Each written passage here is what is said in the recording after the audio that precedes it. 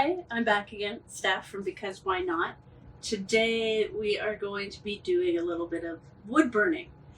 A friend of mine and I, Suzanne,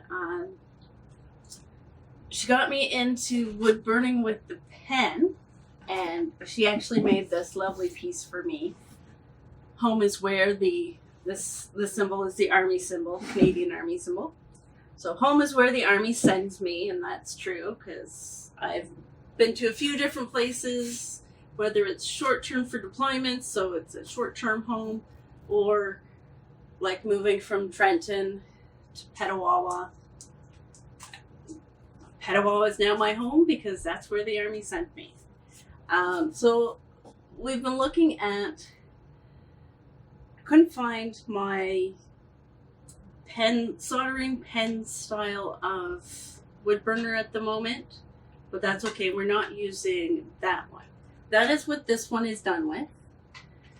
And you can see some of the nice graining in there, but also on any rounded things, it can get very difficult because you get caught in the wood grain.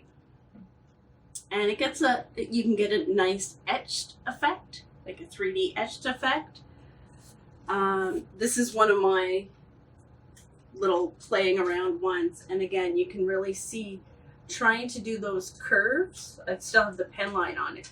Trying to do the curves gets really difficult, and trying to get an even, consistent burn. Sometimes having all this gradient, the lighters and the darkers, and being able to see that each little stroke of the solder wood pen is nice, but there are times when you don't want that.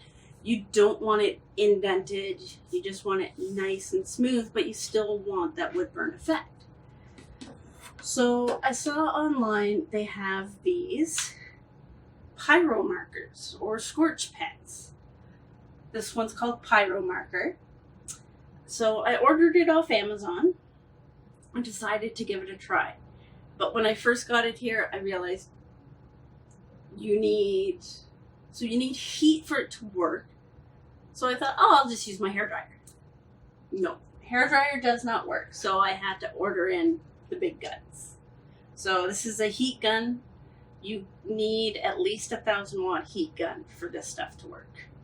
So this is an 1,800-watt heat gun. You can get some crafting heat guns that are about 300 watts. That won't work. You need more power. So the same time that I ordered my scorch pen, my Pyromarker here, I was looking into, well, this little marker is like 20 bucks. The active ingredient is ammonium chloride. So for 15 bucks, I got a whole, what is this, a pound?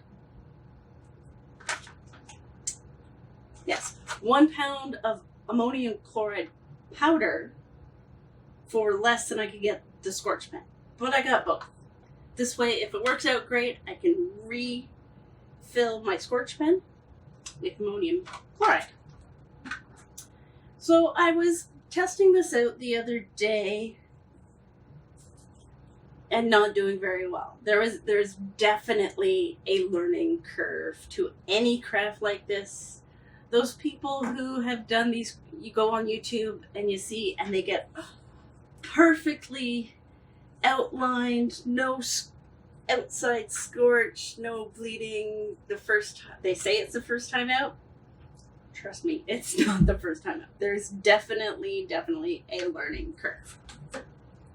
So what you see here is all that I've done. Just a tiny bit. So cat, tried to say catnip, tried it another way.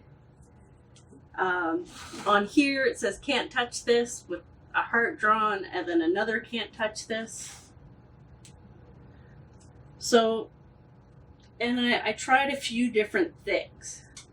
So this butterfly here, I used this butterfly stencil that's on this piece of wood here, because we're going to do it again.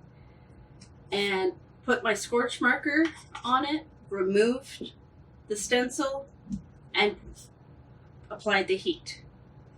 There's a little bit of bleeding, and you'll get that with these softer woods. This is just a pine square from the dollar store. This is a garden marker stick, again from the dollar store. So anything that's a softer wood, it's going to be really easy to get the bleeding. And then I tried one, well, maybe if I leave the stencil on while I'm heating it, maybe that'll stop some of the bleeding. No, I ruined my stencil, melted my stencil, and I got more bleeding than I did before. And I've got now melted sticky glue from the stencil. So like I said, huge learning curve to find out what works. So on this piece right here, I've got 2 butterflies. I'm going to show you the difference between the Pyromarker, and I put some of the ammonia chloride in a 1-to-1 solution in this little jar. So with the little bit of testing I've done, I like just using the plain ammonia chloride and water solution better than this marker. You would think this would be easy, right? It's got a nice little tip. You have to shake it to get the product into the tip, and then as soon as you put any pressure on that tip goes away. And it's drippy and gloppy and not very user friendly. It doesn't stay out. This tip does not want to stay out. You have to like barely touch it for the tip not to get pushed back in. So you want to fill in your stencil.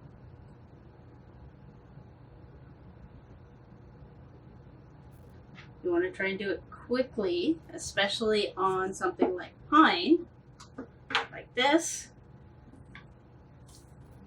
Oh, I think I did it way too slow.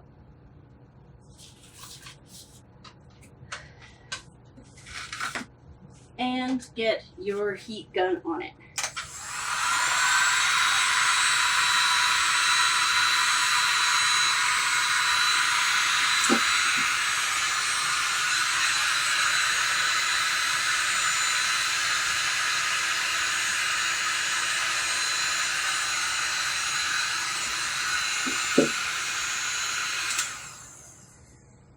Okay, that one is a fail. Like I said, this Pyromarker, too much comes out at once. Although it has the tip, it's frustrating to try and fill in all the areas, but do it well enough, but do it fast enough that you're not getting it time to soak underneath. But what I found with using just the straight product and water and a paintbrush, I can get it on there, kind of mush it into the grain,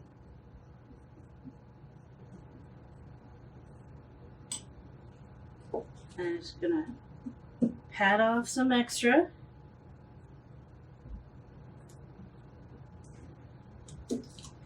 Peel my stencil.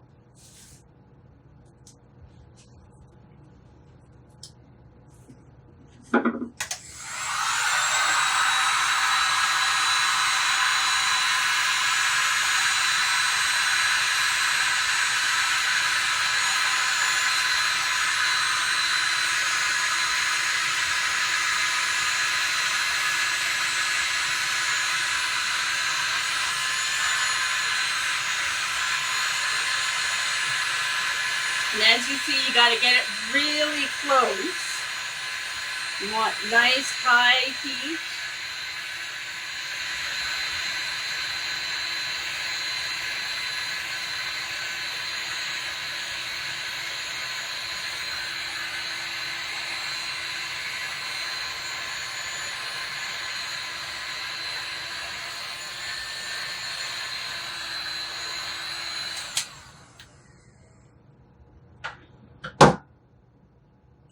So nice high heat. Just rubbing off any of the extra powder, and yeah, we're getting closer to a butterfly. Like I said, it really takes some trial and error. So on this piece of wood, this is a piece of birch that's just been sliced, lightly sanded. Another big thing to note, you do not want any varnishes, stains, paint. This will not go well over any of that kind of stuff. So I put the solution, the 1-to-1 solution, on this little dragon just before we started filming. And let's just pull that up. Just seeing if giving it more time to dry gives a better outcome. Like I said, I'm still playing with it, getting that learning curve, and you're doing it with me.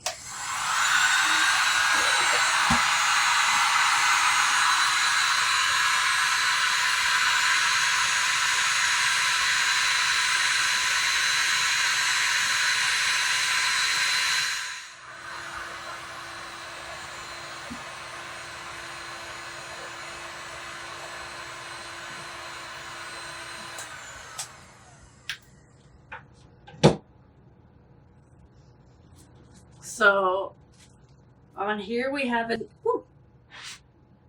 hot. Now we have this nice little dragon. So I think just by doing that, we saw here, so scorch pen or Pyromarker, it's pretty much a fail. But the concept is good. We've got the butterfly. I put it on and took it right off, and took the stencil right off and heated it right away. There's a bit of bleeding. That's partially because of the type of wood that this is. And then we've got here the little dragon that I let the solution sit on for 5 to 10 minutes and let it dry. So I think, because this came with absolutely no instructions. Neither did the 1-pound bag, because it can be used for other things as well. So I think, like I mentioned before, the harder the wood, the better results you'll get. Letting the solution kind of dry in place before you take the stencil off, and then heating it. So I'm going to try one more bigger piece right here. Let's see how this works. Yep. Fluff coming down on me.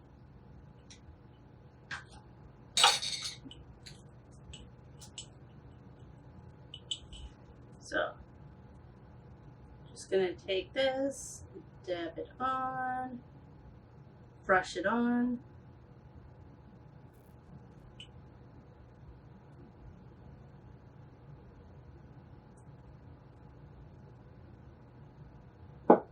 So these other black stencils that I've been using are just a vinyl stencil. If you know somebody with a Cricut machine or a Silhouette machine, can be done with those. You just got to make sure it is like a permanent vinyl, or any scrap vinyl that they have, they can make it out of, as long as it's not heat transfer. I got a different stencil prepped for this morning, and then realized, oops, it was a heat transfer vinyl. not regular vinyl. So we are going to leave that on. I'm going to take the stencil off. I just taped it down. Yeah, so it's hard to see, but it's there. Just got to make sure it's all wet, not oversaturated, but not undersaturated. So we're just going to let that sit for about 10 minutes and get back to it. All right, so it's been only about 5 minutes, but most of it looks fairly dry. So I'm just going to rub off some of the extra white powder that you see from it drying. Right. And one other thing to note here, when you're using this heat gun and when you're scorching wood, you want to make sure that you're in a well ventilated area. At times you might see a little steam or smoke coming off, and it is burning.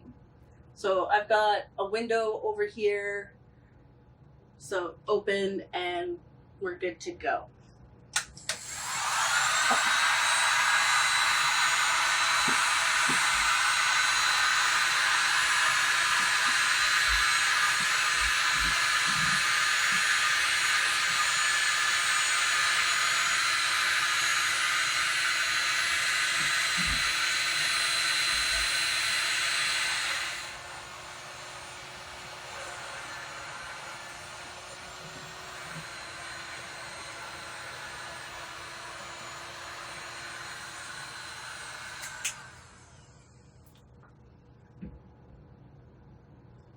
And there you can see our pattern has come out. Remember not to touch it right away, because it's even over here the wood is warm where I hadn't had the nozzle of the heat gun. But you see, it's a nice flush, not grooved, even burn, well, fairly even burn pattern. Nice crisp lines. There's a couple spots I guess I missed, but you know, that kind of adds to the charm of handmade, not with laser engraved wood, and adds to the charm of your project. At least I think so. So that's cooling down already.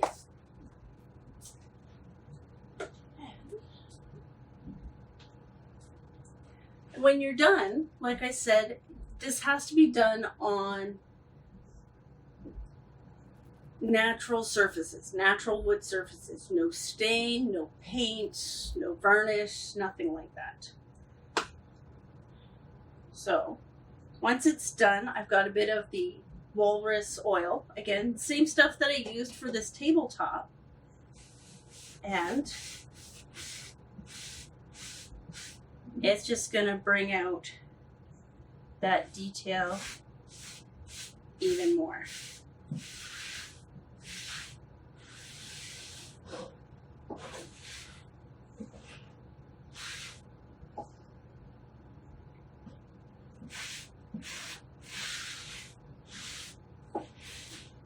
It does look a little uneven at first when you're first putting it on. You can see each wipe. But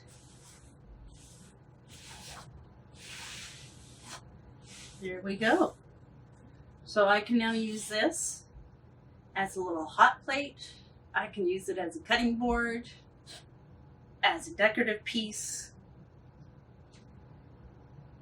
and don't have to worry about the indentation and the grooves from a scorch solder pen, and have a nice decorative accent.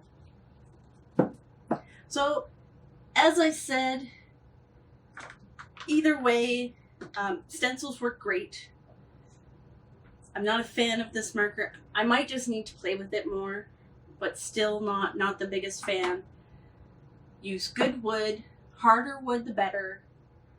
Soft woods, as we saw from these dollar store items, these nice little pine things that you can get fairly cheap. Like this one was $1.25. They can work, but it's much more finicky, and leave them for your more advanced projects.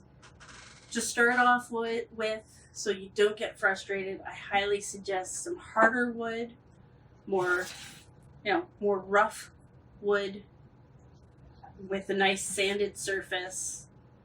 That way you're not going to get frustrated with all this bleeding. Gives you more time to work with for your project to look nicer. So don't forget to ring that bell, subscribe, find me on Facebook and Instagram, and keep on looking out for more videos, usually Wednesday and Saturdays, because why not? Dancing into the